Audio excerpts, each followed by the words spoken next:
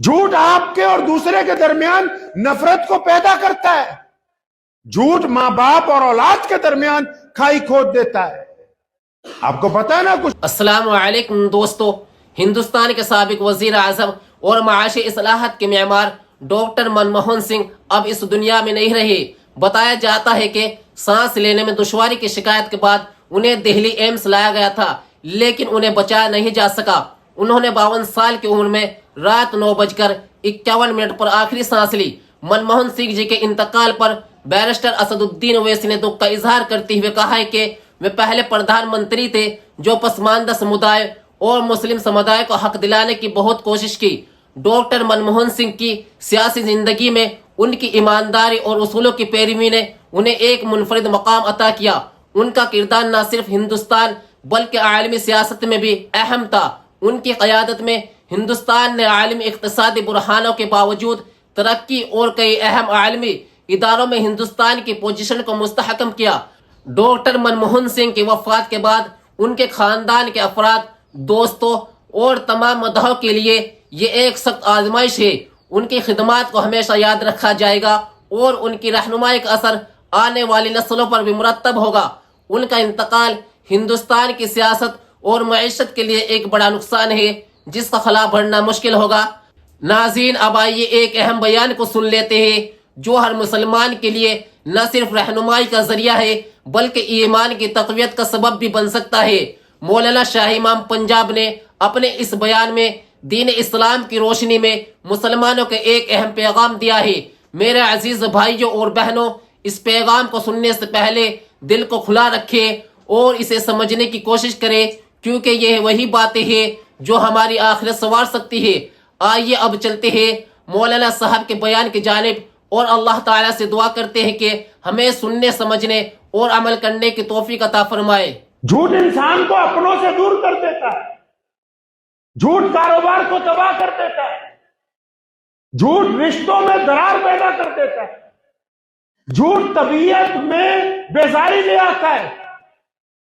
جھوٹ آپ کے اور دوسرے کے درمیان نفرت کو پیدا کرتا ہے. جھوٹ ماں باپ اور اولاد کے درمیان کھائی کھود دیتا ہے. آپ کو پتا ہے نا کچھ ماں باپ کے بچے اتنا جھوٹ بولتے ہیں، اگر بیٹا کہہ بھی دے کئی سال بعد کہ اماں اس سال تجھے میں حج پہ لے جاؤں گا، تو اماں کہتی رہنے دے، تیرا جھوٹ سنتے سنتے زندگی گزر گئی. گرچہ وہ ارادہ کر بھی چکا ہو، لیکن کیونکہ کثرت سے جھوٹ بولتا ہے، اس لیے کثرت سے جھوٹ بولنے والے کا اعتبار معاشرے میں اٹھ جاتا ہے، اس کا لیبل بن جاتا ہے جھوٹ بولنا. جب بھی کوئی بندہ اس کو ملتا ہے، دوسرا بندہ بتا دیتا ہے یہ جھوٹا ہے، کیونکہ یہ وعدہ کر کے توڑ دیتا ہے، کیونکہ یہ دوسرے کی ادھر کی سنی ادھر جا کے غلط بیان کرتا ہے، کیونکہ یہ لوگوں میں نفرت پھیلاتا ہے. تو جھوٹ بولنے والا اکیلا کھڑا رہ جاتا ہے، ایک وقت آتا ہے اکیلا رہ جاتا ہے. تو نبی علیہ السلام نے پہلی عادت جو منافق کی اعلان فرمایا منافق کی پہلی علامت یہ ہے کہ منافق جب بھی بولتا ہے تو جھوٹ بولتا ہے. تو اس لیے اگر کوئی صاحب، کوئی عورت، کوئی مرد، کوئی بچہ، کوئی بڑا 24 گھنٹے جھوٹ ہی بول رہا ہے اور پھر یہ سمجھتا ہے کہ میں اچھا انسان ہوں، میں بڑھیا انسان ہوں، میں ایمان والا ہوں، میں بڑا دیندار ہوں، تو اس کو غلط فہمی ہے کہ بھائی تم ایمان والے نہیں ہو، تم دیندار نہیں ہو، منافقوں کی صف میں ہو، منافق ہو. اگر ایماندار ہوتے تو جھوٹ نہیں بولتے. وہ کسی نے کہا نا کہ زندگی اتنی غنیمت بھی نہیں تو کہ تیرے لیے.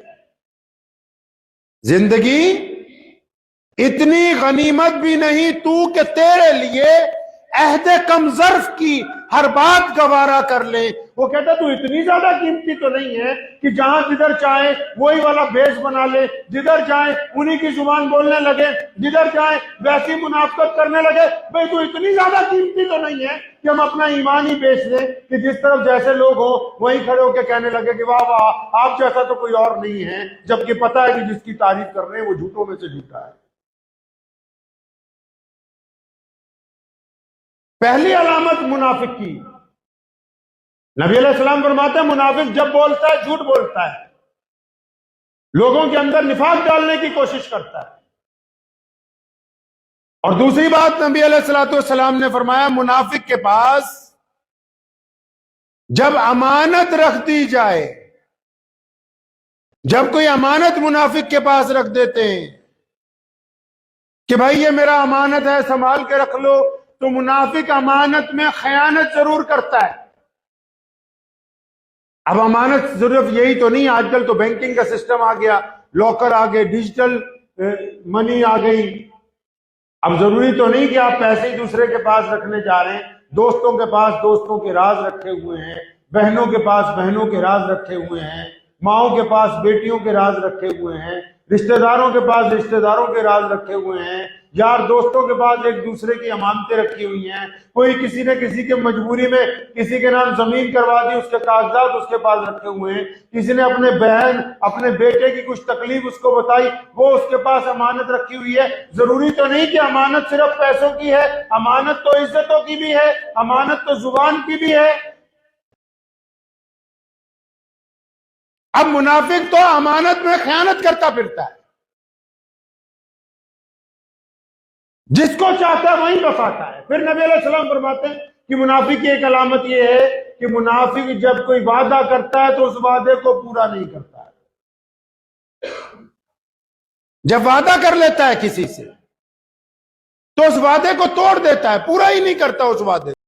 اب وعدہ پتہ ہے، مثال کے طور پہ جو کاروباری حضرات ہیں ان کے پاس کسی نے پیسے لینے، جو پیمنٹوں کا حساب ہوتا ہے اکثر دکانوں پر فیکٹریوں میں، اب وہ صاحب آئے، اب اس کو پتا ہے کہ میں نے 10 دن بعد پیسے نہیں دینے، پھر بھی کہتا ہے کہ 10 دن بعد دوں گا انشاءاللہ، اور اس کو دل میں ارادہ ہے کہ 10 دن بعد جب یہ آئے گا پھر اگلا 10 دن کا ڈیٹ ڈالوں گا اس کو۔